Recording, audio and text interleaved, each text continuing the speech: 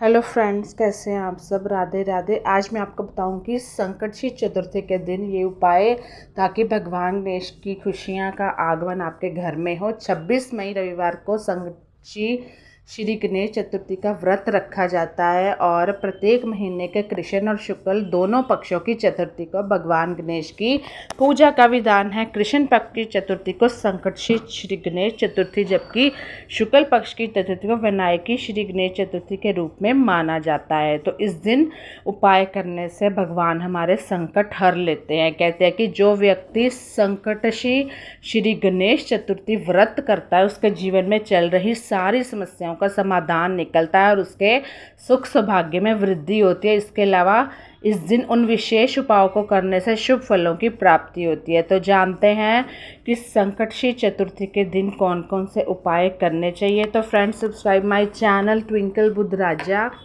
अगर आप अपनी बौद्धिक क्षमता में बढ़ोतरी करना चाहते हैं, तो आप परीक्षा में मेहनत का पूरा फल पाना चाहते हैं, तो संकटशी चतुर्थी के दिन आपको गणेश भगवान के 6 अक्षर के विद्या प्राप्त मंत्र का 108 बार जप करना है। मंत्र इस प्रकार है, मेधोलकाय स्वाहा। इस प्रकार मंत्र जप के साथ ही आपको एक विद्या यंत्र भी धारण करना चाहिए।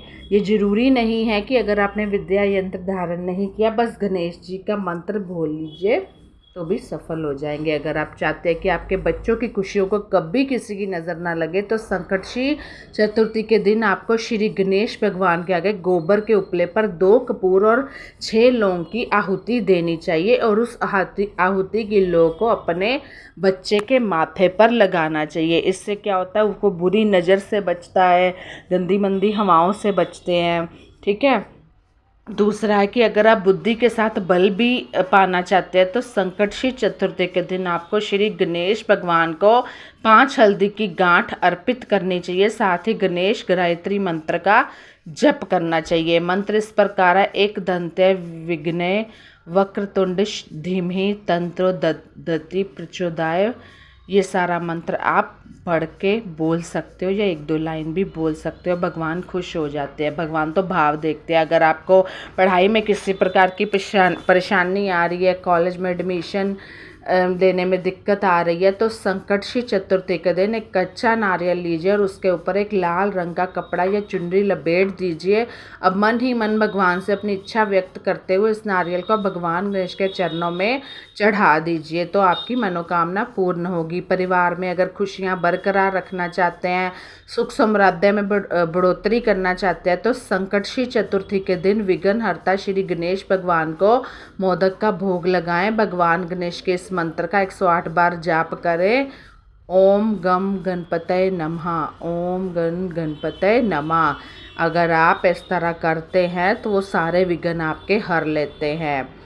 भगवान गणेश को गुड़हल का फूल अर्पित करें। अगर आप जीवन में अपनी तरक्की सुनिश्चित करना चाहते हैं, तो संकटशी चतुर्थी के दिन भगवान गणेश को रोली अक्षत तिलक लगाएं। साथ ही गणेश जी के इस मंत्र का भी 11 बार जाप करें। वक्रतुंड महाकाय सूर्यकोटि समप्रभ निर्विघ्नं कुरु मे देव सर्व कार्योषि सर्वदा। ठीक है। तो अगर आपको कोई भी दिक्कत है तो उनसे बोलिएगा।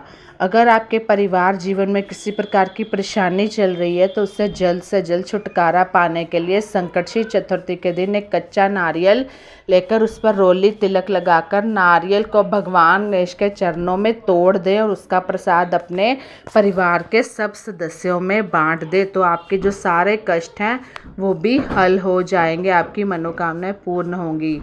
एकदंत संकटशी चतुर्थी जो पूजा मुहूर्त है वो 26 मई आज का है। व्रत आप सूर्य उदय के बाद कर सकते हैं। 5:18 से 10:38 तक स्वार्थ सिद्धि योग में।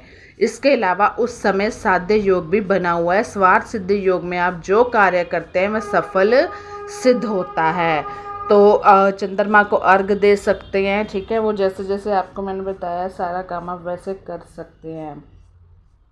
दूसरा मैं बताऊंगी कि आज से नौतपा शुरू हो गया है, तो हल्दी के ये 3 उपाय ज़रूर करें।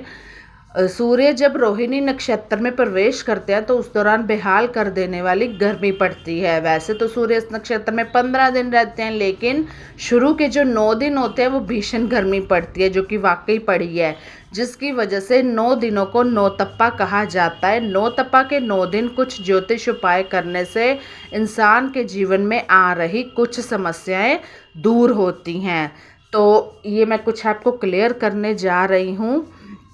नौतपा को आपको हल्दी के कौन से उपाय करने हैं? सूर्य देव को हल्दी मिलाकर आपको अर्घ्य देना है। जो व्यक्ति नौतपा में सूर्य देव को तांबे पीतल के कलश में हल्दी, कुमकुम, अक्षत, मिश्री और लाल फूल मिलाकर जल से अर्घ्य देता है तो उसके शुभ ग्रहों का प्रभाव कम होता है। उस व्यक्ति को मान सम्मान की प्राप्ति होती है, रोग दोष दूर होने लगते हैं और उन्हें धन धान्य की प्राप्ति होती है। तो ये आपको ज़रूर करना है। कहे हल्दी पानी तो चढ़ाना है, थोड़ी आप मिश्री डालते हैं या जो भी उसमें अक्षत वगैरह भी सब कुछ घर में पड़ा ही होता है। फूल नहीं भी हैं तो भी उस रंग का कोई भी फूल आप जिस तरह मैंने बताया है लाल फूल डालें। हल्दी के तिलक का मतलब, ज्योतिष शास्त्र के अनुसार अगर कोई व्यक्ति नौतपा में हल्दी का तिलक लगाता है तो उसे मानसिक शांति प्राप्त होती है। इसके अलावा उसके ग्रहों की स्थिति अनुकूल होने लगती है और उसके रुके काम बनने लगते हैं। नौतपे में नहाने के बाद प्रतिदिन हल्दी का तिलक लगाएं, उसके सारे काम खुद ब खुद बनने लगेंगे। तीसरा मैं बताऊँगी, शिवलिंग के ऊपर जब भी आप लगाएं हल्दी का लेप। मेरी एक बात ध्यान से सुने, मैंने शिवलिंग पर हल्दी चढ़ाना वर्जित माना गया ये वीडियो बनाई है, लेकिन उसका जो सामने वाला एरिया है शिवलिंग का, जो फ्रंट में होता है सामने शिव, वहाँ पे आप हल्दी का लेप कर सकते हैं। नौतपा में शिवलिंग पर हल्दी का लेप लगाना शुभ है। ऐसा करने से आपके रुके काम पूरे होने लगते हैं, आपको हर काम में सफलता प्राप्त होती है, क्योंकि हल्दी भगवान शिव का प्रिय रंग भी है और हल्दी का लेप लगाने से भोलेनाथ को शांति प्राप्त होती है। वही उनके पिछले। तो कैसी लगी मेरी वीडियो मुझे ज़रूर बताइएगा। Bye bye, take care.